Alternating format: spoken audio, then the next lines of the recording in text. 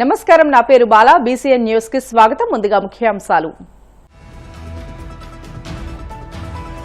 సీతమ్మధార సాంఘిక సంక్షేమ వసతి గృహాలను ఆకస్మికంగా తనిఖీ చేసిన మంత్రి డీబీవీ స్వామి. హాస్టల్లో మెను వివరాలు, వసతులు, సమస్యలపై ఆరా. విజయనగరం కలెక్టరేట్లో సాగునీటి ప్రాజెక్టులపై మంత్రి కొండపల్లి శ్రీనివాస్ సమీక్ష. ఉత్తరాంధ్రలో సాగునీటి ప్రాజెక్టుల పూర్తికి ప్రభుత్వం 2,000 కోట్లు కేటాయించినట్లు వెల్లడి.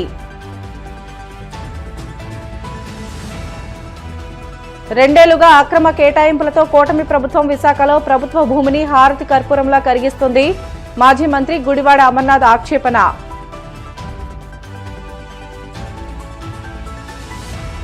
గత 3 ఏళ్లలో 11 లక్షల పోస్టులు భర్తీ చేసిన ఘనత మోదీదేనని కొనియాడిన కేంద్ర మంత్రి బండి సంజయ్. ఉద్యోగం అంటే బాధ్యతని గుర్తుంచుకోవాలని సూచన.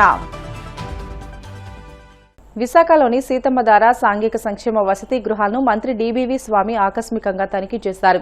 హాస్టల్లో వంటగది, మరుగుదొడ్లు, పరిసరాలు పరిశీలించారు. విద్యార్థులతో ముఖాముఖి నిర్వహించి హాస్టల్లో మెను వివరాలు, వసతులు, సమస్యలు అడిగి తెలుసుకున్నారు. అనంతరం విద్యార్థులతో కలిసి మంత్రి టిఫిన్ చేశారు. హాస్టల్లో పరిశుభ్రత, విద్యార్థులకు కల్పిస్తున్న సౌకర్యాల పట్ల సంతృప్తి వ్యక్తం చేశారు. పుట్టుకతో కాళ్లు, చేతులు కలిసిపోయి వంకర్లతో బాధపడుతున్న విద్యార్థి మారిపల్లి చందును గుర్తించి విద్యార్థి ఆరోగ్య పరిస్థితిని వీడియో కాల్లో ప్లాస్టిక్ సర్జరీ డాక్టర్ సుబ్బారెడ్డికి వివరించారు. విద్యార్థికి ఉచితంగా వైద్యం చేయించేలా చర్యలు తీసుకుంటామని మంత్రి హామీ ఇచ్చారు. పూర్వోదయ పథకం ద్వారా ఉత్తరాంధ్రలో సాగునీటి ప్రాజెక్టుల పూర్తికి ప్రభుత్వం 2,000 కోట్లు కేటాయించినట్లు మంత్రి కొండపల్లి శ్రీనివాస్ పేర్కొన్నారు. విజయనగరం జిల్లాలో తోటపల్లి, తారకరామ తీర్థసాగర్, గజపతి నగరం బ్రాంచ్ కెనాల్, గడిగెడ్డ చంపావతి అనుసంధానానికి 1,300 కోట్లు మంజూరు చేసేందుకు ముఖ్యమంత్రి చంద్రబాబు కార్యాచరణ రూపొందించారని వెల్లడించారు. నగరంలోని కలెక్టరేట్లో నిర్వహించిన సాగునీటి ప్రాజెక్టుల సమీక్షలో ఆయన మాట్లాడారు. గత ప్రభుత్వ నిర్లక్ష్యం కారణంగా ప్రాజెక్టుల అభివృద్ది ఆగిపోయిందని అన్నారు. ఉత్తరాంధ్ర సుజల స్రవంతితో పాటు ఇప్పటికే ఉన్న జలాశయాలు, మైనర్ ఇరిగేషన్ ట్యాంకులకు మరమ్మతులు చేసే దిశగా చర్యలు తీసుకోవాలని అధికారులను ఆదేశించారు. సుజల స్రవంతి ప్రాజెక్టు అలైన్మెంట్ మార్పు విషయంలో త్వరలోనే సంబంధిత రైతులతో సమావేశం నిర్వహిస్తామని అన్నారు. ఎంజీఎన్ఆర్జీసీలో అనేకమైనటువంటి ఫండ్స్ డెవలప్మెంట్ యాక్టివిటీస్ గత 18 నెలలుగా చేయడం జరిగింది. అటు వేజ్ కాంపోనెంట్ని సరైన దశగా వినియోగించుకొని ప్రతి గ్రామంలో కూడా అభివృద్ధి కార్యక్రమాలు చేస్తున్నాము. సుమారు 600 కోట్ల రూపాయలు శాంక్షన్ చేసి సుమారు 250 కోట్ల వర్క్లు కూడా ఎగ్జిక్యూట్ చేయడం జరిగింది. వాటికి కూడా పేమెంట్స్ ఇవ్వడం జరిగింది. అలాగే వేజ్ కాంపోనెంట్ కూడా చాలా పారదర్శకంగా అవసరమైన చోట, అంటే వేజ్ కాంపోనెంట్ ఒకే వర్క్ కాకుండా మల్టిపుల్ వర్క్స్ కూడా క్రియేట్ చేసి ఫండ్ని యూటిలైజేషన్ అనేది పబ్లిక్ అసెట్ క్రియేట్ చేసే విధానంలో అడ్మినిస్ట్రేటివ్ అవుతుంది. ఫండ్ ఎక్కడ కూడా మిస్యూటిలైజ్ జరగట్లేదు. ప్రతి ఫండ్ను కూడా 4-5 వెర్టికల్స్ క్రియేట్ చేసి చిన్న చిన్న పాండ్స్ క్రియేట్ చేయడంలో కానీ, హార్టికల్చర్ క్రాప్స్కి ఇంటిగ్రేట్ చేయడంలో కానీ, చిన్న చిన్న బందులు రిపేర్ చేయడంలో కానీ ఇవన్నీ కూడా కార్యరూపం చేయడం జరుగుతూ ఉంది. చాలా పారదర్శకంగా, చాలా డిసిప్లైన్డ్గా పంచాయతీ అడ్మినిస్ట్రేషన్ చేయడం జరుగుతుంది. ఆయన చేస్తున్నటువంటి విధానాలు ఏవైతున్నాయో ఆయనకు అప్పుడు జరిగేటువంటి విధానాలని మేము భావిస్తున్నాం. ఎందుకంటే ఆ విధానాలు జరిగాయని సంగతి ఆయనకు తెలుసు కాబట్టి అప్పుడు జరిగిన విధానాలు అవి. ఇప్పుడైతే ఆ విధానాలు ఏవీ లేవు. ప్రభుత్వం చేస్తున్న ప్రతి ఇన్వెస్ట్మెంట్ కూడా ప్రజలకు ఆస్తి కలిగించే దశగా పనిచేస్తున్న విషయాన్ని మీ ద్వారా ప్రజలందరికీ కూడా తెలియజేసుకుంటూ, మరి ఆయన చేసినటువంటి విమర్శని పూర్తి స్థాయిలో మేము ఖండిస్తున్నాము. దాన్ని మీరు ఖచ్చితంగా ప్రజలందరూ కూడా గమనించాలనే సంగతి మీ ద్వారా ఆయన తెలియజేసుకుంటున్నాను. వాళ్ళు ప్రభుత్వంలోకి వచ్చిన తర్వాత 10 లక్షల పెన్షన్స్ తీశారు. 10 లక్షల మందికి పెన్షన్ తీసేసి చాలామంది పెన్షన్ అర్హత అనేది కోల్పోవడం జరిగింది. ఈ ప్రభుత్వం వచ్చిన తర్వాత ఏ పెన్షన్ కూడా తీయలేదు. ఎవరైతే వయసు రీత్యా స్వర్గస్థులు అయ్యారో వాళ్ళ పెన్షన్లు మాత్రమే పోయాయి. ఇప్పుడు కొత్త పెన్షన్స్ ఏవైతే స్పౌస్ పెన్షన్స్ ఏవైతే ఉన్నాయో అవి ఇస్తున్నాము. విడో పెన్షన్స్కి ఏదైతే ఉందో దానికి కూడా కార్యరూపం చేస్తున్నాము. ప్రతిదానికి ఒక ఎజెండా ఉంటుంది. గతంలో వాళ్ళు 6 నెలలకి 3 లక్షల పెన్షన్స్ తీసేసి 3 లక్షల పెన్షన్స్ ఇచ్చేవారు, 2 లక్షల పెన్షన్లు ఇచ్చేవారు. అంటే గతంలో వాళ్ళు చేసినటువంటి విధానం ఇక్కడ చేయట్లేదు. ఏ పెన్షన్ కూడా మేము తీయలేదు. అన్ని పెన్షన్స్ కూడా కంటిన్యూ చేస్తూ కొత్త పెన్షన్స్ ఇస్తున్నాం. స్పౌస్ పెన్షన్స్ గత 18 నెలలుగా 3 లక్షల పెన్షన్స్ ఇవ్వడం జరిగింది. అలాగే విడో పెన్షన్స్ కూడా ఒక కార్యరూపం చేస్తున్నాము. ఎలిజిబిలిటీ ఉన్న ప్రయారిటీ బేస్ మీద ప్రతి పెన్షన్స్ కూడా ఎగ్జిక్యూట్ చేస్తున్నాం. ముందుగా వాళ్ళకు కూడా మీ ద్వారా ఒక క్వశ్చన్ అడుగుతున్నాను. గత గవర్నమెంట్లో వికలాంగుల పెన్షన్ నెంబరు సడన్గా ఎందుకు పెరిగింది? ఈరోజు కడప జిల్లాలో అక్కడ ఉన్నటువంటి గౌరవ కలెక్టర్ గారు వెరిఫై చేస్తే ఉన్నటువంటి 1000 పెన్షన్స్లో 90% అనర్హుల కింద డిజేబిలిటీ పెన్షన్ వచ్చింది, డిజేబిలిటీ డిస్క్వాలిఫికేషన్ వచ్చింది. అధికారంలోకి వచ్చిన తర్వాత విశాఖలో అయిన వారికి అడ్డగోలు భూ కేటాయింపులు చేసిన కూటమి ప్రభుత్వం తాజాగా మరో భూ దోపిడీకి సిద్దమైందని మాజీ మంత్రి గుడివాడ అమర్నాథ్ విమర్శలు గుప్పించారు. విశాఖ వైసీపీ కార్యాలయంలో ఆయన మీడియాతో మాట్లాడుతూ మంత్రి లోకేష్ తోడల్లుడు విశాఖ ఎంపీ భరత్ కు చెందిన గీతం సంస్థ 54 ఎకరాల ప్రభుత్వ భూమి కబ్జా చేస్తే దాన్ని ప్రభుత్వం రెగ్యులరైజ్ చేస్తుందని తీవ్రంగా మండిపడ్డారు. ఎంపీ భరత్ కు చెందిన గీతం సంస్థ 5,000 కోట్ల విలువైన భూమిని ఆక్రమిస్తే ల్యాండ్ గ్రాబింగ్ యాక్ట్ పెట్టాల్సింది పోయి రెగ్యులరైజ్ చేయాలన్న నిర్ణయం ప్రభుత్వ బరితెగింపుకు ప్రత్యక్ష నిదర్శనమని తేల్చి చెప్పారు. రాష్ట్రంలో ఉన్నటువంటి ముఖ్యమంత్రి గారు, వారి సహచరులు లేదా ప్రజల చేత ఎన్నుకోబడినటువంటి ప్రజాప్రతినిధులు వీరందరికీ ప్రజలు ఎందుకు బాధ్యత ఇస్తారంటే ప్రభుత్వ ఆస్తుల్ని కాపాడడానికి, ప్రభుత్వ భూముల్ని కాపాడడానికి, పేదవాడికి మంచి చేయడానికి, పరిపాలన పార్టీలకు అతీతంగా, కులాలకు అతీతంగా, మతాలకు అతీతంగా, ప్రాంతాలకు అతీతంగా చేయడానికి ప్రజలు అధికారాన్ని ఇస్తారు. ఇది ప్రజాస్వామ్యం. ప్రపంచంలోనే అతిపెద్ద ప్రజాస్వామ్యం. దేశంలో ఉన్నటువంటి పక్క రాష్ట్రాల నాయకత్వం కూడా ఆ రకంగానే మన రాష్ట్రం గురించి మాట్లాడుకుంటా ఉంది. గడిచినటువంటి 20 మాసాల్లో అంటే దాదాపు 2 సంవత్సరాలు ఈ పార్టీ ఈ ప్రభుత్వం అధికారంలోకి వచ్చిన తర్వాత రాష్ట్ర వ్యాప్తంగా ఎక్కడికక్కడ భూములు వారికి కావాల్సినటువంటి బినామీ కంపెనీలకి, వారికి సంబంధించినటువంటి సంస్థలకి, వారు మాట్లాడుకున్నటువంటి సంస్థలకి ఒకటో రెండో పెద్ద కంపెనీల పేరు చెప్పి ఏ రకంగా భూ సంతర్పణ జరుగుతుందో అనేటువంటిది రాష్ట్ర ప్రజలందరూ కూడా చూస్తా ఉన్నారు. ముఖ్యంగా ఈరోజు రాష్ట్రంలో, ఆంధ్రప్రదేశ్ రాష్ట్రంలో అత్యంత విలువైనటువంటి భూములు రాష్ట్ర ప్రభుత్వానికి ఉన్నటువంటివి విశాఖపట్నం నగరంలో ఉన్నాయి.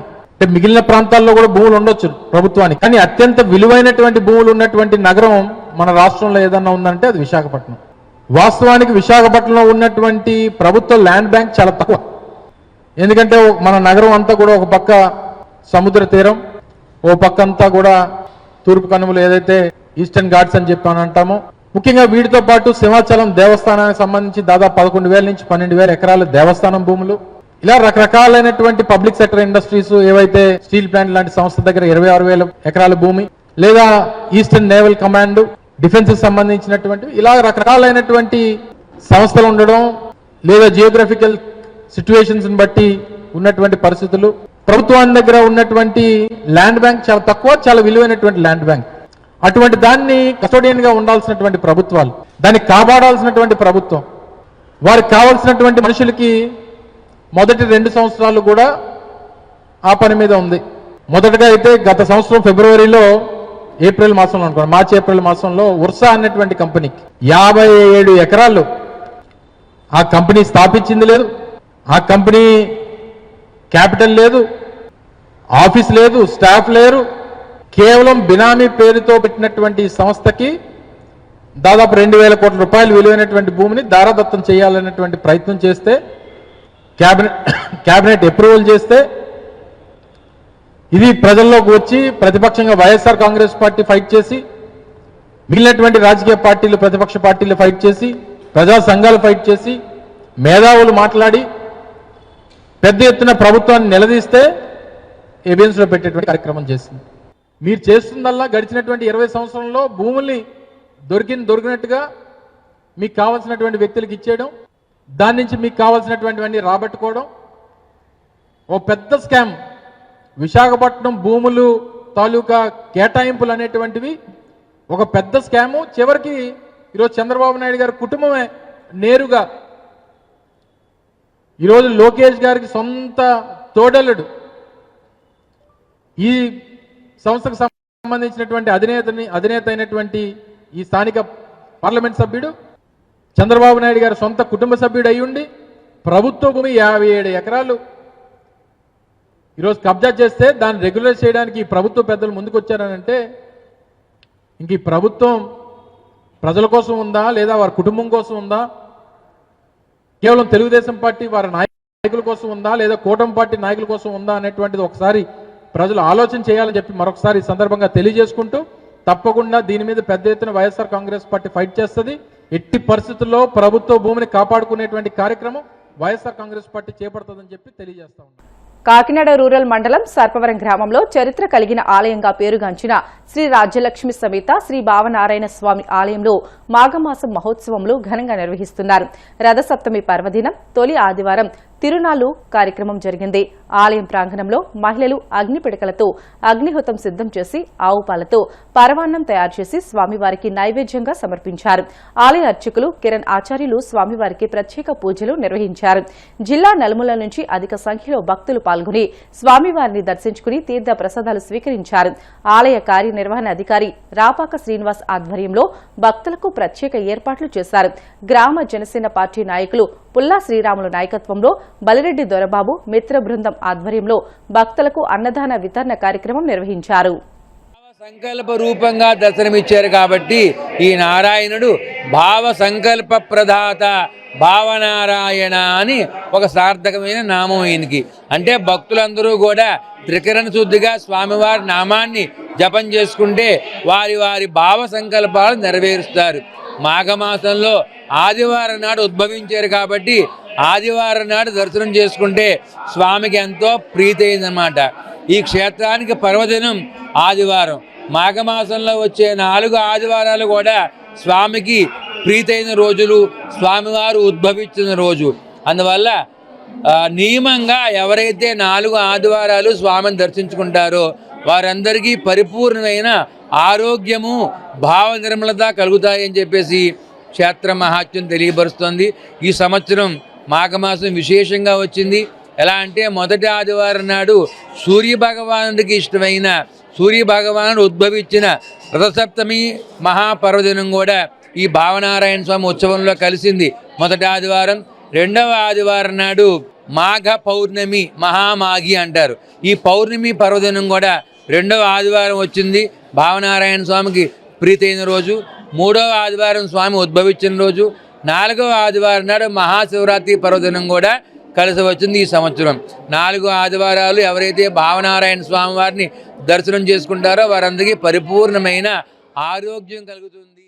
మాఘమాసం సందర్భంగా మన సర్పూర్ క్షేత్రంలో వెలిసినటువంటి శ్రీ భావనారాయణ స్వామివారి అత్యంత వైభవంగా మొదటి ఆదివారం, స్వామివారి విశిష్టమైన రోజైనటువంటి ఆదివారంతో పాటు మన రథసప్తమి కూడా కలిసి రావడంతో భక్తులు రాష్ట్రం నలుమూల నుంచి అనేక మంది వేలాదిగా తరలి రావడం జరిగింది. అన్నప్రసాద వితరణ మన బలిరెడ్డి దొరబాబు గారు అలాగే వారి స్నేహితుల ఆధ్వర్యంలో పుల్లా శ్రీరాములు గారి నాయకత్వంలో అత్యంత వైభవంగా భక్తులకి ఎటువంటి అసౌకర్యం లేకుండా మంచి ప్రసాద వితరణ వైభవంగా జరుగుతుంది. మొదటి ఆదివారం అనగా 25/1/2026 ఆదివారం రథసప్తమి సందర్భంగా దూర ప్రాంతాల నుండి అనేక మంది వేల సంఖ్యలో భక్తులు స్వామివారి దర్శనానికి ఇచ్చేశారు. వారికి ఎటువంటి అసౌకర్యాలు కలగకుండా వారికి క్యూ లైన్లలో మంచినీటి వసతి, మజ్జిగ, అదేవిధంగా పాలు, బిస్కెట్లు, అదేవిధంగా వచ్చిన యాత్రికులందరికీ కూడా సుమారుగా 15,000 మందికి అన్నదానం కూడా పట్టడం జరిగింది.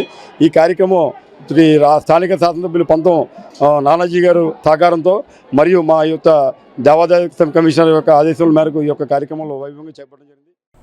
బ్రిటన్ షార్ట్ బ్రేక్ తీసుకుందాం. Stay with us.